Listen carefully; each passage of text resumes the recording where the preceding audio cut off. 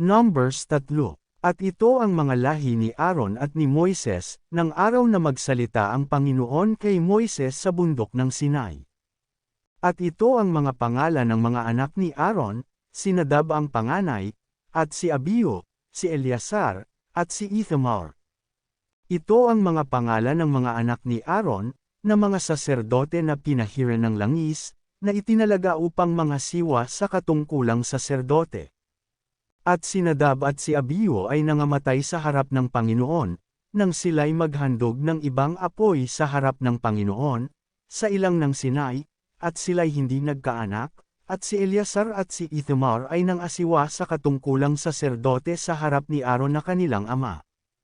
At sinalita ng Panginoon kay Moises na sinasabi, ay lapit mo ang lipi ni Levi, at ilagay mo sila sa harap ni Aaron na saserdote, upang pangasiwaan nila siya. At kanilang gaganapin ang kanyang katungkulan, at ang katungkulan ng buong kapisanan sa harap ng tabernakulo ng kapisanan upang isagawa ang paglilingkod sa tabernakulo. At kanilang iingatan ang lahat ng kasangkapan ng tabernakulo ng kapisanan at ang katungkulan ng mga anak ni Israel upang isagawa ang paglilingkod sa tabernakulo. At iyong ibibigay ang mga Levita kay Aaron at sa kanyang mga anak, sila'y tunay na ibinigay sa kanya sa ganang mga anak ni Israel. At iyong ihahalal si Aaron at ang kanyang mga anak, at kanilang gaganapin ang kanilang pagkasaserdote, at ang taga-ibang bayan na lumapit ay papatayin. At sinalita ng Panginoon kay Moises na sinasabi, at tungkol sa akin, narito, aking kinuha ang mga Levita sa gitna ng mga anak ni Israel sa halip ng mga panganay na nagbubukas ng bahay bata sa mga anak ni Israel, at ang mga Levita ay magiging akin. Sapagkat lahat ng mga panganay ay sa akin, sapagkat ng araw na aking lipulin ang lahat ng mga panganay sa lupain ng Ehipto ay aking pinapaging banaw sa akin, ang lahat ng mga panganay sa Israel, maging tao at maging hayop, sila'y magiging akin, ako ang Panginoon. At sinalita ng Panginoon kay Moises sa ilang ng Sinai na sinasabi, bilangin mo ang mga anak ni Levi, ayon sa mga sangbahayan ng kanilang mga magulang, ayon sa kanilang mga angkan, bawat lalaki na mula sa 1 buwang gulang na patanda ay bibilangan mo. At sila'y binilang ni Moises ayon sa salita ng Panginoon, gaya ng iniutos sa kanya. At ito ang mga naging anak ni Levi ayon sa kanilang mga pangalan, si Gerson, at si Kohath, at si Merari. At ito ang mga pangalan ng mga anak ni Gerson ayon sa kanilang mga angkan, si Libni at si Simei.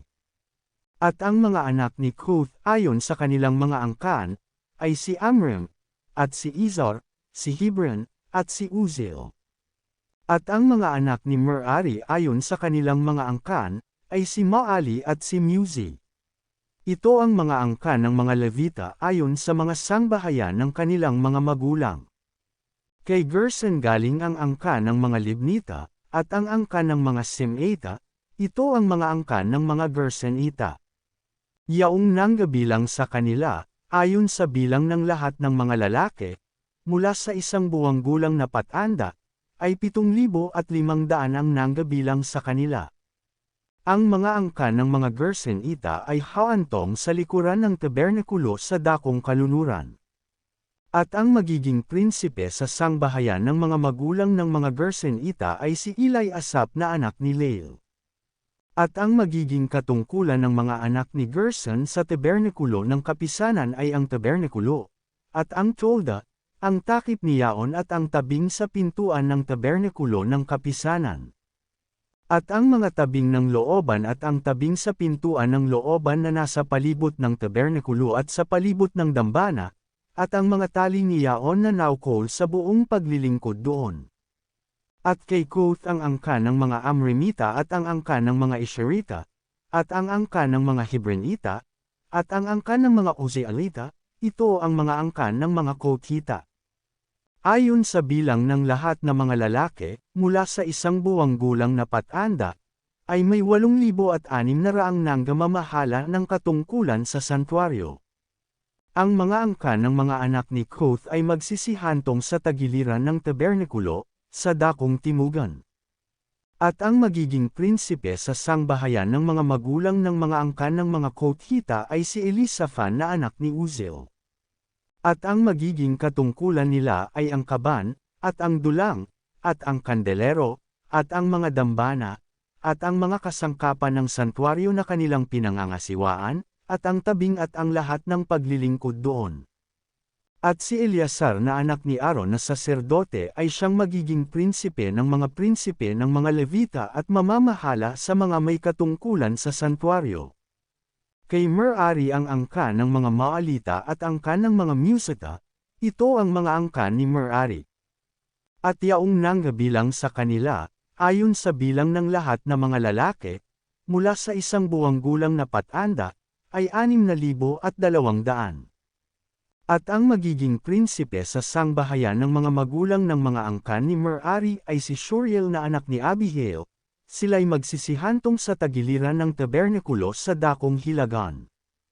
At ang magiging katungkulan ng mga anak ni Merari ay ang mga tabla ng tabernikulo, at ang mga barakilan, at ang mga haligi, at ang mga tungtungan, at ang lahat ng kasangkapan, at lahat ng paglilingkod doon. At ang mga haligi sa palibot ng looban, at ang mga tungtungan, at ang mga tulos, at ang mga tali ng mga yaon. At yaong lahat na haantong sa harap ng tabernikulo sa dakong silanganan, sa harap ng tabernikulo ng kapisanan, sa dakong sinisikatan ng araw, ay si Moises, at si Aaron, at ang kanyang mga anak na mamamahala ng katungkulan sa santuaryo, upang ganapin ang pamamahala ng mga anak ni Israel, at ang taga-ibang bayan na lumapit ay papatayin. Yaong lahat na nanggabilang sa mga Levita na binilang ni Moises at ni Aaron sa utos ng Panginoon ayon sa kanilang mga angkan, lahat ng lalaki mula sa 1 buwang gulang na patanda, ay 22,000.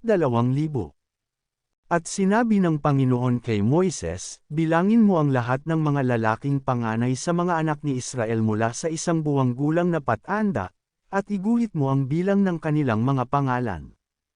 At iuukol mo sa akin ang mga Levita, ako ang Panginoon, sa halip ng lahat ng mga panganay sa mga anak ni Israel, at ang mga hayop ng mga Levita sa halip ng lahat ng mga panganay sa mga hayop ng mga anak ni Israel.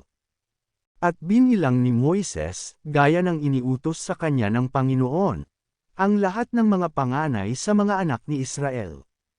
At lahat ng mga panganay na lalaki ayon sa bilang ng mga pangalan, mula sa 1 buwang gulang na patanda, doon sa nanggabilang sa kanila, ay 22,273. At sinalita ng Panginoon kay Moises na sinasabi, kunin mo ang mga Levita sa halip ng lahat na mga panganay sa mga anak ni Israel, at ang mga hayop ng mga Levita sa halip ng kanilang mga hayop, at ang mga Levita ay magiging akin, ako ang Panginoon. At sa ikatutubos sa 273 panganay ng mga anak ni Israel na higit sa bilang ng mga Levita, ay kukuha ka ng 5 siklo sa bawat isa ayon sa ulo, ayon sa siklo ng santuaryo kukunin mo, 1 siklo ay 2 panggera. At ibibigay mo kay Aaron at sa kanyang mga anak ang salaping ikatutubos na humigit sa bilang nila. At kinuha ni Moises ang salaping pangtubo sa mga labis na humigit sa mga natubos ng mga Levita. Mula sa mga panganay ng mga anak ni Israel kinuha niya ang salapi, 1,365 siklo, ayon sa siklo ng santuaryo. At ibinigay ni Moises kay Aaron at sa kanyang mga anak ang salaping pangtubo ayon sa salita ng Panginoon, gaya ng iniutos ng Panginoon kay Moises.